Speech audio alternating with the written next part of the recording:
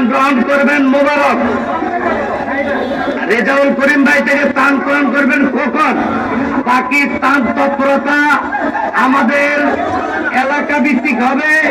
এলাকা ভিত্তিক আমরা করছি, এলাকা থেকে আমরা তালিকাভুক্ত করে পৌঁছিয়ে দেবো ইনশাআল্লাহ।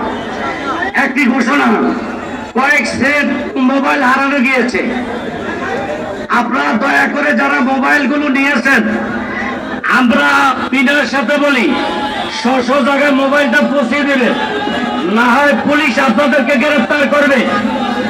এক সেট চাবি হারানো গিয়েছে আমাদের স্টেজে, আমার কাছে আছে, চাবিটা আমার কাছ থেকে নিয়ে নেবেন। আমাদের অনেক ভাইয়ের মোবাইল হারানো গিয়েছে। রিয়াজউদ্দিন, কামরুল ইসলাম, দিগুলি, এই মোবাইলগুলো আপনাদের কারো কাছে থাকলে পৌঁছে দিলেন। শৃঙ্খলা বাইদের দৃষ্টি আকর্ষণ করছি, স্টেজের দিয়ে কেউ আসেন না, স্টেজ ভেঙে যাবে, স্টেজের দিয়ে আসেন।